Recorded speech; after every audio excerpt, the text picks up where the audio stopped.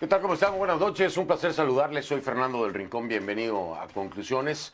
Gracias por acompañarnos. Gracias por cerrar la semana con nosotros. Como siempre le digo, es viernes. Es viernes y algunos de nosotros sobrevivimos la semana. Nunca lo echen saco roto. Es bueno acordarse, ¿no?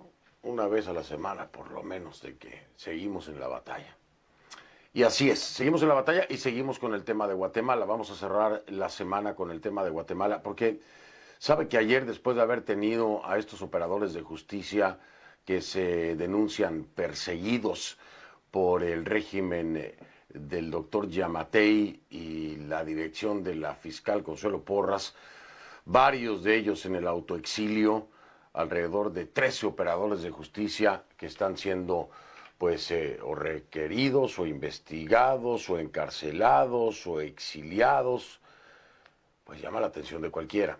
Pero ayer, particularmente cuando me acompañaban en el programa, decían en algún momento, ¿a quién acudir, Fernando? ¿A qué justicia voltear si la de mi país está cooptada?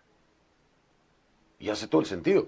Es una desesperación enorme. Imagínese usted que lo que le está ocurriendo es una injusticia, pero esa injusticia se la provee la propia justicia de su país, aunque suene extraño.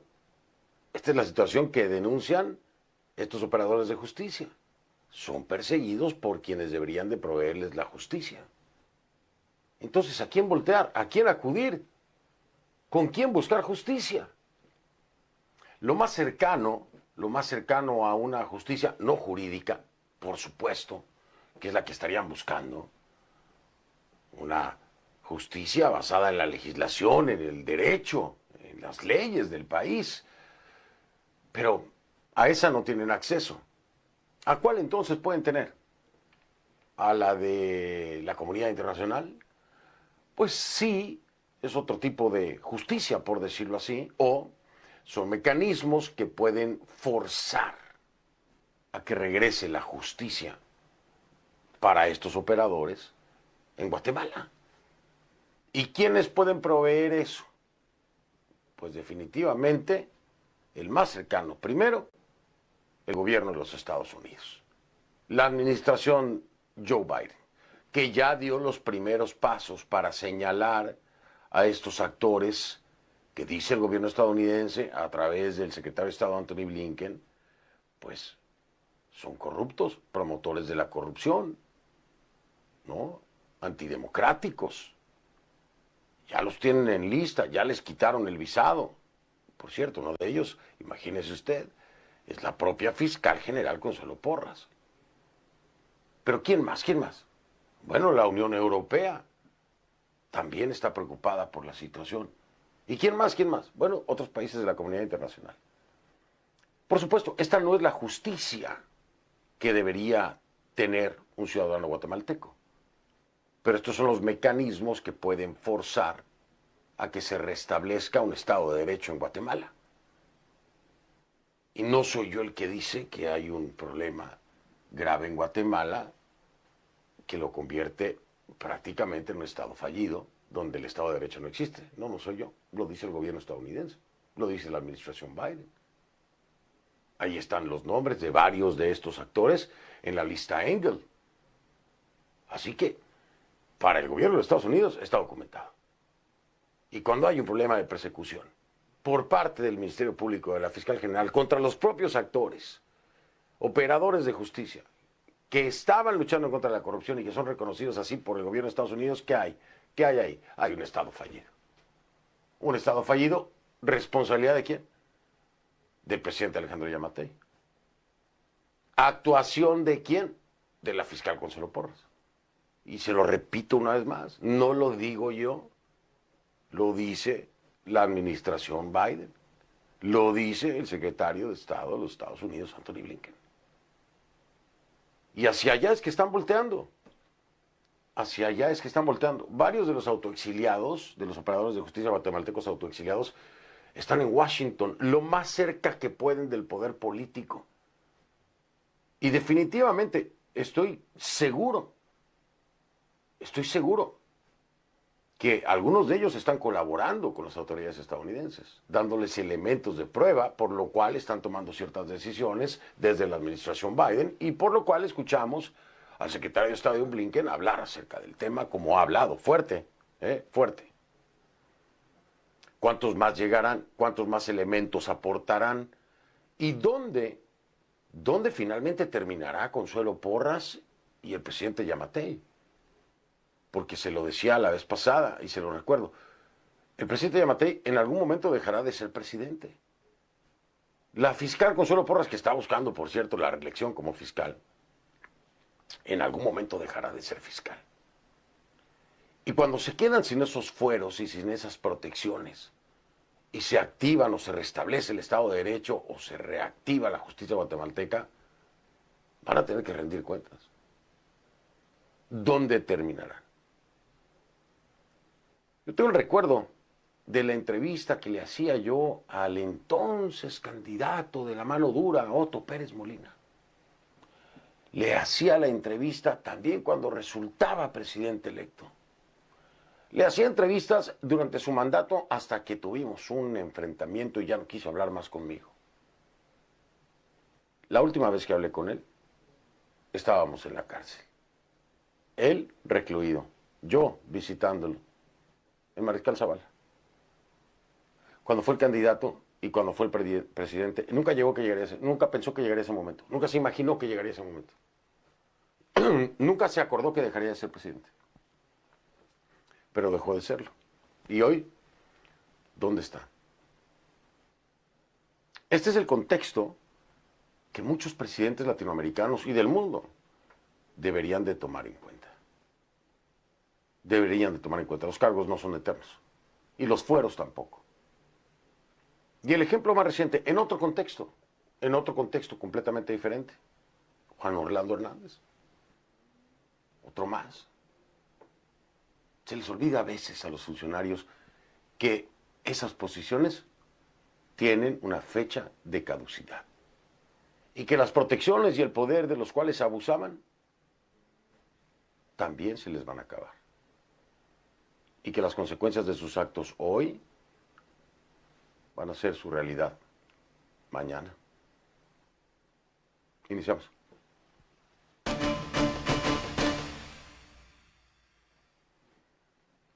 Le pido que a partir de este momento me acompañe utilizando la etiqueta numeral Concluguate USA de United States of America, Estados Unidos. Concluguate USA, esa es la etiqueta, el hashtag Concluguate USA. Sus comentarios, por favor, a la cuenta de Twitter, @soyfdelrincón, @soyfdelrincón, con la etiqueta, el hashtag Concluguate USA para todo el programa. Vamos a empezar hablando, si le parece, por esa lista que le mencionaba, la lista Engel. Venimos, como usted sabe, hablando, investigando, reportando casos de corrupción en distintos países de Centroamérica, Honduras, Guatemala, El Salvador. A esta lista van a parar precisamente esos personajes definidos por el gobierno de los Estados Unidos como actores corruptos y antidemocráticos. Vamos a estar claros. Esos privilegiados que entran a la lista, irónicamente, claro, están señalados como corruptos y antidemocráticos. Y se espera que quienes ingresen a ella tengan sanciones, ¿como qué? Pues les quitan la visa de ingreso al país. No pueden entrar a Estados Unidos, deme su visa, no lo queremos aquí por corrupto y antidemocrático. Entre otras sanciones, ¿eh? Bueno, el 20 de septiembre pasado, en esta lista llamada Engel, porque su principal promotor fue un excongresista demócrata llamado Eliot Engel, el secretario de Estado de Estados Unidos, que ya le decía yo, Antony Blinken, incluyó a quién, por corrupta y antidemocrática, a la fiscal general de Guatemala, Consuelo Porras, y a su secretario general, Ángel Pineda. Imagínese usted, la fiscal general de un país definida por el gobierno de los Estados Unidos como corrupta y antidemocrática, y esa es la que está al frente de la justicia en el país. Y su secretario, el general Ángel Pineda, secretario general, perdón, Ángel Pineda. Ahora, ¿qué pasa aquí? Bueno, pues también les quitaron la visa. Venga esa visa que aquí no entra. Ese mismo día, el presidente Alejandro Yamatei salió a defender a Porras diciendo a través de Twitter que era una falta de respeto hacia las relaciones internacionales, que se acuse sin pruebas o que se dé valor a declaraciones de quienes cuentan con intereses personales y procesos pendientes en Guatemala. Pero, a ver, primero déjeme explicarle algo, doctor Yamatei. Aquí en Estados Unidos hay un debido proceso y para que alguien pueda ingresar en la lista Engel se tienen que presentar elementos suficientes de prueba para que los incluyan ahí. O sea, no es como allá o como en nuestros países, en muchos, ¿no? Que sale AMLO pidiendo que investiguen a un periodista para ver cuánto gana, autoritariamente y violando no sé cuántas leyes. Que bloqueen una investigación en donde lo están señalando a usted de haber presuntamente recibido dinero. Y entonces la bloquea. No, no es así. No es así. Entonces, sálgase de ese concepto. Ubíquese en los procesos, ¿no? En el papeleo, en la investigación para sustentar las cosas. Eso se hace en este país. Entonces no es nada más así porque vinieron, me contaron y vamos a hacerlo. ¡Ay, qué diversión! No, no, presidente Yamatei, no es así. No es así de fácil como usted pretende que sea, ¿no? Entonces dijo eso, ¿no? Sin pruebas y que le den valor a declaraciones de personas que tienen otros intereses personales, procesos. Pero muy rápidamente Estados Unidos entró en una evidente contradicción, eso sí es cierto, con la aprobación de una inversión millonaria en la región. Y ahí es donde vienen unos mensajes extraños. La vicepresidenta Kamala Harris habló con Yamatei en los primeros días del mes pasado, ocasión en la que reafirmó el compromiso de trabajar junto a Guatemala en una amplia agenda que incluye causas de migración, tráfico de personas, desarrollo económico y precisamente la lucha contra la corrupción. Anunció que los esfuerzos del gobierno de Estados Unidos para generar crecimiento económico en la región ya han generado más de 1.200 millones de dólares de inversión del sector privado. En diciembre había dicho lo mismo reunida con empresarios. Vamos a escuchar a Kamala Harris. Well, today we mark an important milestone. 6 months ago, we launched a call to action for businesses to invest in Central America. 6 months ago, 12 people were around this table. Today, we have 77 partners who are here and virtually here, with 1,300 more businesses, civil society leaders who are watching this conversation and this convening. 6 months ago, we had a commitment of $750 million. Today, we have a commitment of over $1.2 billion. We've seen great progress with a commitment to do much more. Y ahí está la gran contradicción, ¿no?, de la política estadounidense. Kamala Harris hablando de colaboración económica y de plata. Por el otro lado, incluyendo a personas en la lista, como la fiscal Consuelo Porras, en la lista Engel, por corrupta y antidemocrática. Y por otro lado, además, yo le quiero agregar esto, la primera dama, Jill Biden, reconociendo entonces a varios de los operadores que están en el exilio, así de contradictorio, ¿no? Los operadores de justicia, reconociéndole su labor. A la jueza Ifán, por ejemplo, a Tel Maldana. En pocas palabras, si lo quiere ver muy llanamente, estarían con Dios y con el diablo, ¿no? ¿De qué lado está Estados Unidos? ¿De qué lado está? Porque si la situación es la que señala el secretario de Estado Anthony Blinken, bueno, entonces lo que menos se quiere hacer son negocios cuando se tiene de entrada el aparato de justicia dirigido por una corrupta y antidemocrática. ¿Que no? No, no lo sé. Vamos a hablar con mi invitado.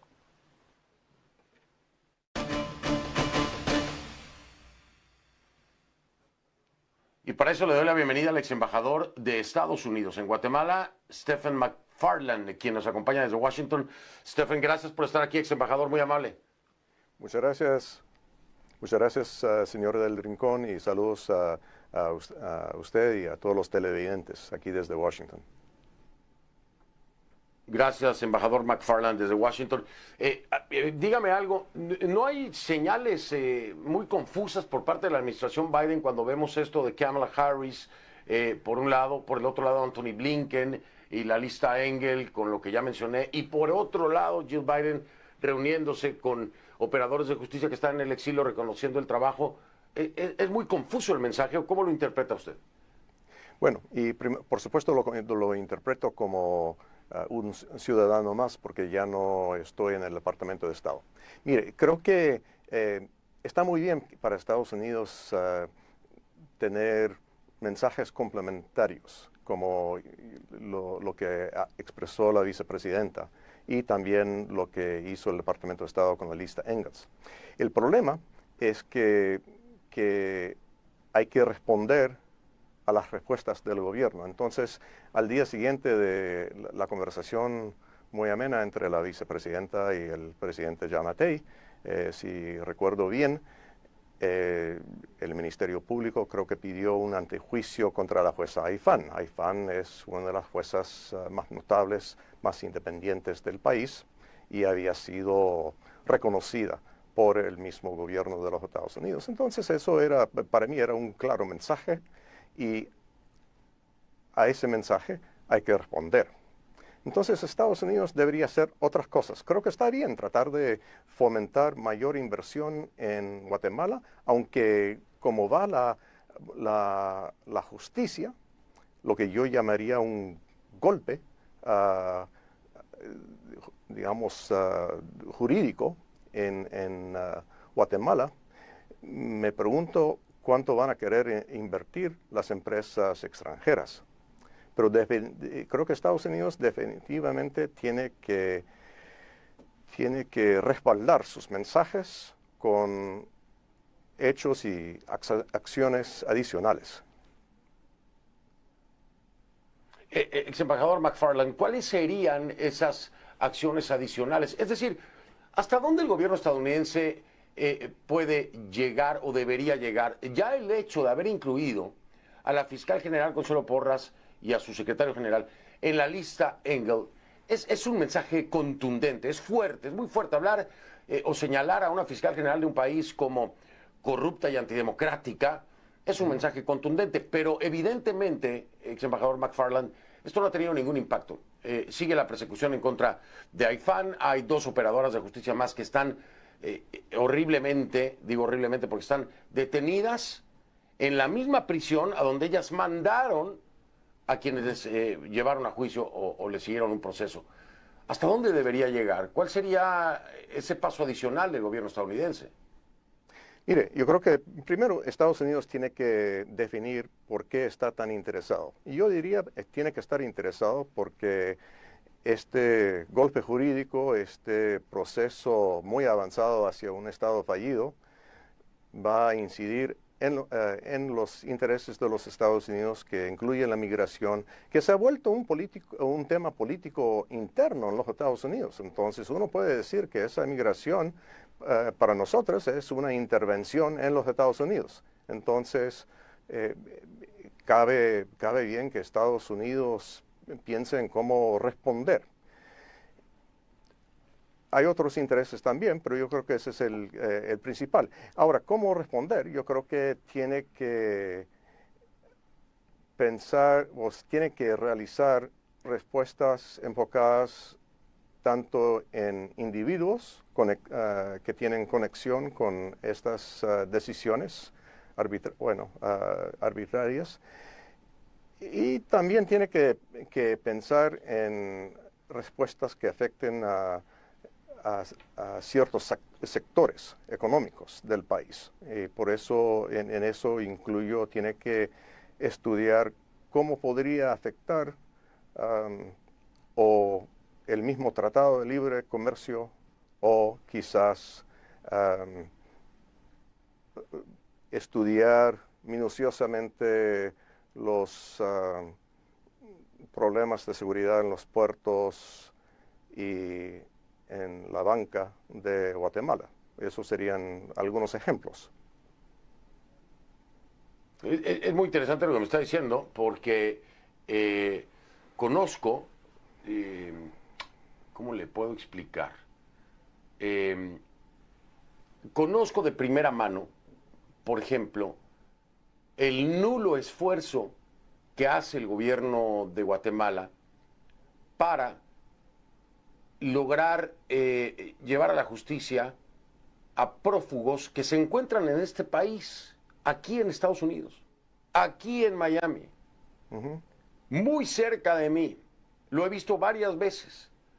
Es una persona que es requerida por la justicia guatemalteca, que tiene aproximadamente 2 años, y que, me voy a evitar el nombre porque no me quiero meter en problemas legales, pero que gasta dinero de una manera espeluznante. Y es un prófugo de la justicia guatemalteca que se encuentra en territorio estadounidense, que vive la vida que se le da la gana, gastando el dinero que se le da la gana, comprando propiedades que se le da la gana. Y ni el gobierno estadounidense ni el gobierno guatemalteco están haciendo nada por detenerlo. Ahí hay otro mensaje que yo no entiendo y muchos otros no entienden tampoco. Si estamos hablando de un tema de justicia, si el propio gobierno estadounidense está incluyendo a la fiscal, está exigiendo que se deje la persecución, ¿por qué no el gobierno estadounidense está reforzando entonces que personas requeridas por la justicia guatemalteca se encuentran en este país disfrutando de los millones de dólares que tal vez, eso lo tendría que definir una corte, robaron? No, Sí. no regresen, ex embajador McFarland. Me parece que es un esfuerzo conjunto y ahí no lo veo en términos de justicia. Hago una pausa, regreso para que me dé su punto. Okay. ¿Qué piensa acerca de esto? Estoy hablando con el ex embajador de Estados Unidos en Guatemala, Stephen McFarland. Me acompaña desde Washington, ya regreso.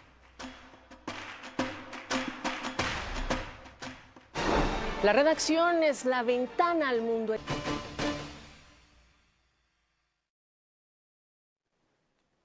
Estamos de vuelta con Stephen McFarland, ese ex embajador de Estados Unidos en Guatemala, me acompaña desde Washington, estaba hablando con él y le decía yo, ex embajador, me parece incoherente este escenario que le acabo de plantear, lo conozco de primera mano, conozco a la persona, sé quién es la persona, la he visto, y es una persona que es requerida por las autoridades guatemaltecas, que vive en este país y que tiene inversiones millonarias, las mismas que conozco. ¿Por qué Estados Unidos habla de justicia, pero permite que una persona requerida por la justicia guatemalteca viva en este país, invierta en este país y no se entregue ante las autoridades guatemaltecas? Yo no digo que se los entreguen, porque podrían dejarlo en libertad, pero no se le puede permitir a esa persona requerida por la justicia de Guatemala vivir en este país tan tranquilo cuando Estados Unidos está pidiendo que se vuelva a un Estado de Derecho y que haya justicia. Es completamente contradictorio. Mira, por supuesto, sin hablar de casos específicos, me parece que la primera pregunta tiene que ser para el gobierno de Guatemala, para ver si esa persona, si bien ha sido requerida por Guatemala, si ellos han solicitado su extradición a los Estados Unidos. Porque tenemos que responder a las solicitudes de extradición y si no, entonces nos tienen que llamar la atención. Pero eso sería digamos, la primera respuesta. Y la segunda es que o sea, hay tantas cosas que pueden pasar en una investigación en los Estados Unidos. Pero lo que sí quisiera observar es que Estados Unidos ha detenido en el sur de Florida a 2 ex candidatos a la presidencia de Guatemala, uno que estaba en plena campaña y supuestamente estaba tratando de negociar a cambio de plata, darle al cartel la posibilidad de poner una terna para el ministro de Defensa y ministro de Gobernación, también un ex ministro de Economía, también un ex banquero. Entonces creo que esos sí son señales muy claras a Guatemala. Sin embargo, son señales de alarma que han sido básicamente desatendidas por los políticos y lastimosamente por la élite económica. Entonces, si uno piensa en lo que ha pasado en Honduras con Juan Orlando Hernández, que todo eso es una investigación de que no comenzó como una investigación contra el entonces, no sé si era presidente o presidente del Congreso, sino otros narcotraficantes y siguiendo los hilos a su hermano, después al entonces presidente. Y en 3 gobiernos seguidos de los Estados Unidos se mantuvo la investigación. Y yo creo que los guatemaltecos deben preguntarse, o sea, cuán distintos son de los hondureños. Yo diría que Guatemala, en muchos sentidos, está peor, porque realmente hay un contubernio entre el gobierno, partidos políticos, otros sectores digamos, con el silencio de la élite económica que permite que el país vaya hacia un estado cada vez más dictatorial y sin justicia. Es correcto lo que dice. Me gustó mucho el paralelo que hace con Honduras porque lo he venido haciendo yo también. Sobre todo en este sentido, cuando ya se empieza a hacer investigación y se da con esos grupos del poder, cuando dejan de serlo y dejan de tenerlo. Ahí habría que hablar de otras políticas estadounidenses muy importantes, por supuesto, pero será en otra ocasión. Ex embajador McFarland, ha sido un placer que me haya acompañado, de verdad le agradezco mucho. Ojalá lo vuelva a tener de invitado pronto y mientras tanto pues le deseo un excelente fin de semana. Muchas gracias. Gracias a usted. Voy a hacer una pausa, regreso. Ahora voy a conversar al regresar con José Luis Sanz, es colega, periodista del Faro.net. Ellos llevaron su propia investigación, ojo, investigación paralela a la nuestra, sobre el testigo protegido en Guatemala. ¿Cuántos puntos en común tenemos ellos con la suya y nosotros con la nuestra? Vamos a hablar con él acerca de eso.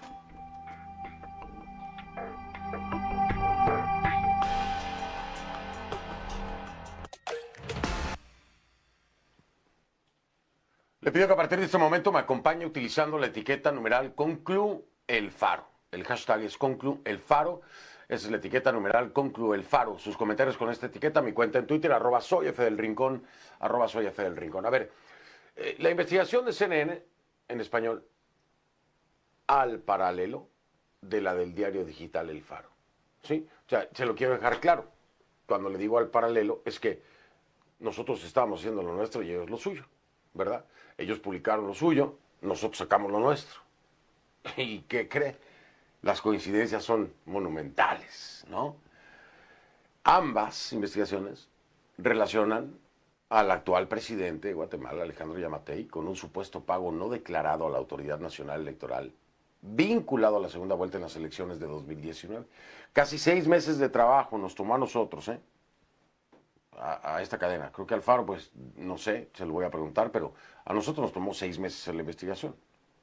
Al Faro le habrá tomado también su tiempo poder presentar este valioso documento que está generando debate e indignación en Guatemala, además de insomnio para muchos que no están pudiendo dormir. Para dar un ejemplo, hace un par de días la investigación ya tenía más de 60,000 lecturas en la web del Faro. Más de 130,000 personas escucharon la conversación que se llevó adelante a través de la plataforma Space en Twitter. De todo esto, de las coincidencias que el Faro ve en su investigación con lo que yo le presenté aquí, vamos a hablar si le parece.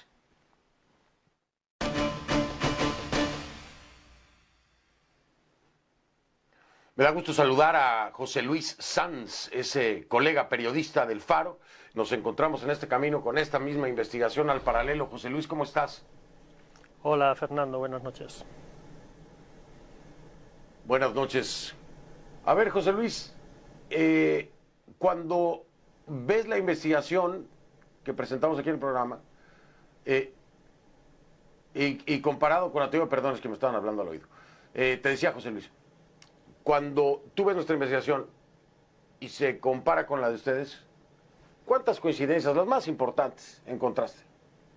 Bueno, la principal es, evidentemente, yo creo que dos elementos. Uno, el trabajo para contrastar el testimonio del llamado testigo A, es decir, este testigo principal que la FESI, la Fiscalía Especial contra la Impunidad de Guatemala, encuentra en su camino para investigar el origen y el destino de este hallazgo de 16 millones de dólares en una casa de la Antigua. Aparece este testigo y ese testigo revela, como vosotros bien planteabais también, un supuesto pacto, una negociación entre el presidente, entonces candidato Alejandro Giammattei, y el ministro de Comunicaciones del gobierno anterior, lo cual retrata la posibilidad de un pacto en el cual un sistema de corrupción, de sobornos, de constructoras al gobierno de Guatemala, pasaría de un gobierno a la administración siguiente. Y luego el segundo elemento es que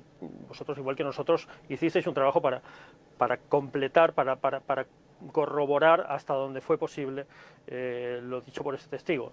Primero, consiguiendo una segunda fuente que reafirma que sabía de este pacto, y luego revisando cada una de las afirmaciones y de los contratos que nombraba el testigo.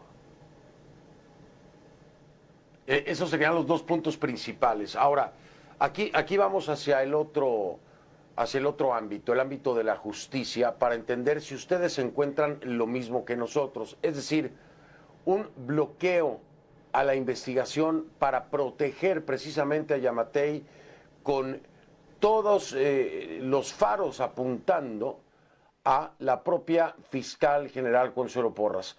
Todos los indicios nos señalan que, en efecto, Juan Francisco Sandoval es uno de los que paga los platos rotos, por decirlo así, quien fuera fiscal de la FESI, de la Fiscalía Especializada contra la Impunidad, por esta investigación en particular, porque podría tocar a Giammattei ya como presidente. ¿Ustedes encuentran los mismos elementos, José Luis? Absolutamente. Los obstáculos a la investigación, a la lucha contra la corrupción en Guatemala, como bien sabes, vienen desde hace años. Hubo un trabajo extraordinario de sucesivas fiscalías junto con la CICIG para construir una nueva vitalidad, una nueva dinámica y una nueva institucionalidad de lucha contra la corrupción. Creo que fue relativamente exitosa. Creo que el trabajo de la FESI después de la salida de la CICIG es una buena prueba de ello. Pero desde la llegada de Consuelo Porras al Ministerio Público, a la Fiscalía General, múltiples fuentes hablan de que empiezan los obstáculos. Y esos obstáculos se radicalizan de una manera extraordinaria a mediados del año pasado, cuando se suceden diferentes testimonios, principalmente uno de ellos el del testigo A, que apuntan al presidente Giammattei. A medida que la investigación del origen y destino de las maletas y del dinero de la Antigua apuntan al presidente, el cerco se va cerrando y el trabajo de obstáculos se vuelve extremo, hasta el punto que a día de hoy todo el equipo que hizo esa investigación en la Fiscalía está desarticulado, varios han salido del país. Juan Francisco Sandoval es el ejemplo más claro, pero hay otros, y además hay un rastro documental. Incluso en agosto el nuevo jefe de la FESI ordena a todos sus subalternos que le digan literalmente, y en un memorándum que nosotros publicamos, les ordena que le digan si están investigando al presidente. Hay claramente un interés por saber si el presidente ha aparecido en alguna de las líneas de investigación.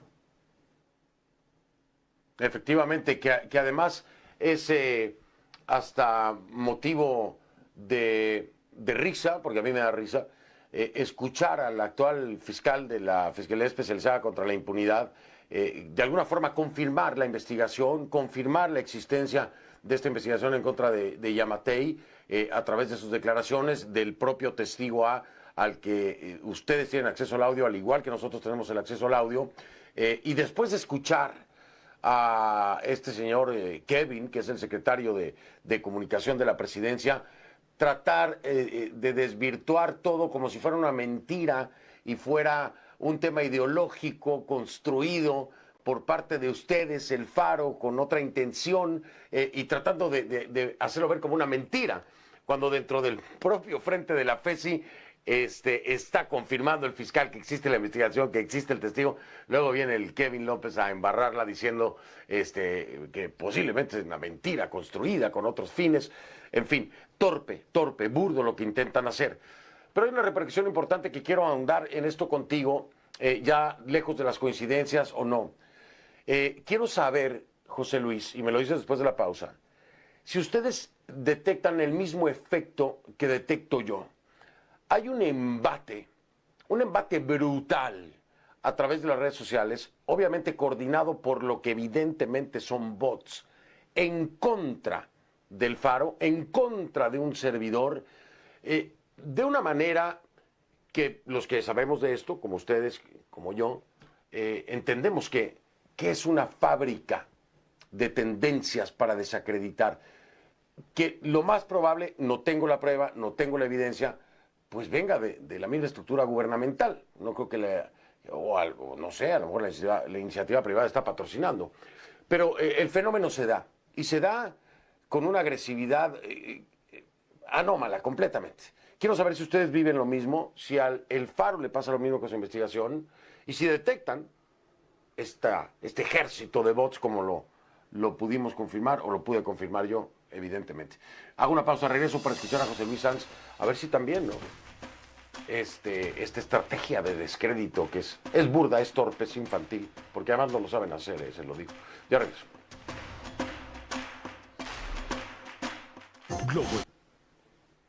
Estamos de vuelta y estoy hablando con mi querido colega José Luis Sanz, periodista de El Faro, que hicieron su investigación paralela. Hablamos ya de las coincidencias con la de nosotros, pero yo le preguntaba a José Luis, porque este es un tema recurrente. Hay varios colegas periodistas que me denuncian una especie de acoso, amedrentamiento, persecución, en caso de llevar una corriente diferente al discurso del gobierno.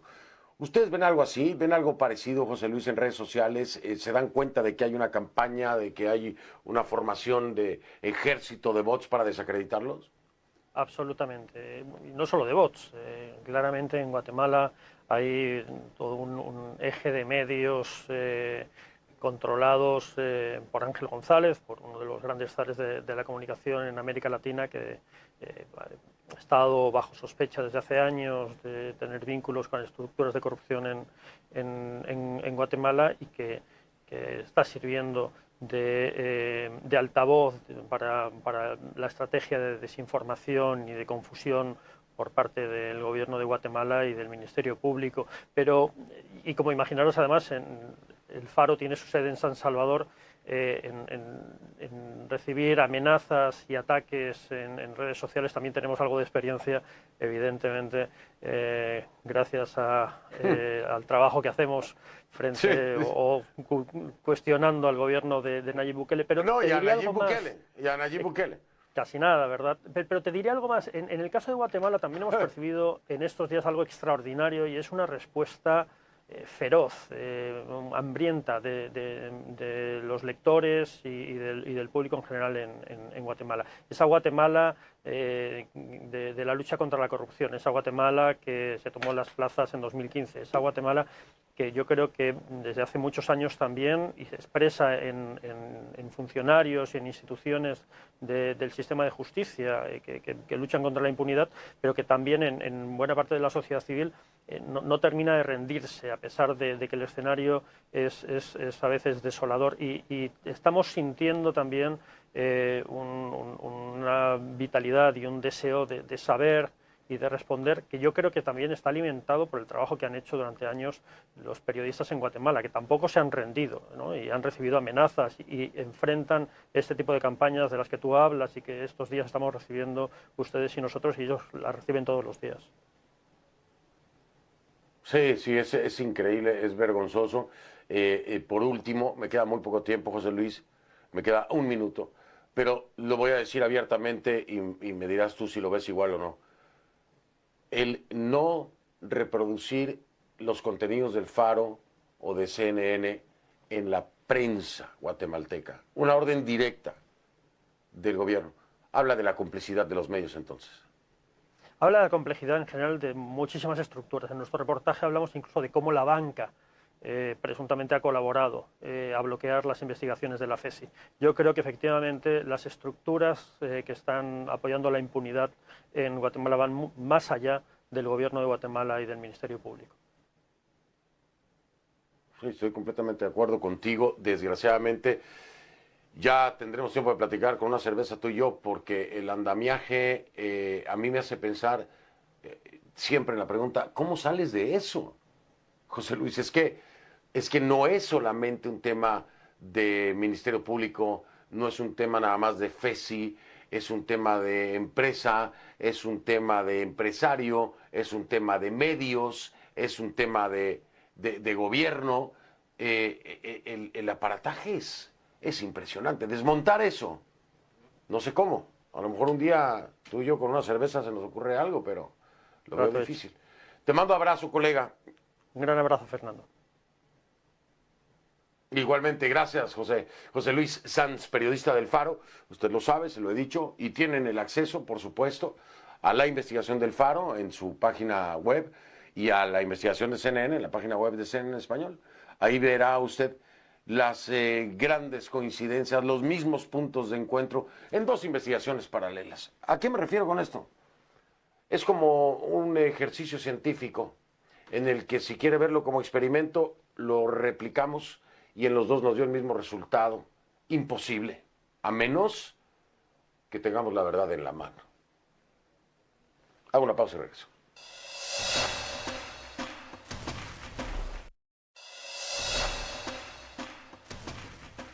Fíjese usted qué emocionante es esto, ¿eh?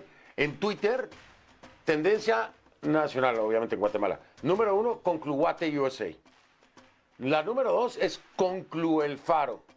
Y la número 3 es Conclu Justicia Guate, que es de ayer, 24 horas después está el número 3. Así que el 1, el 2 y el 3 son de Conclu. Y de Yamatei, pues no hay tendencia.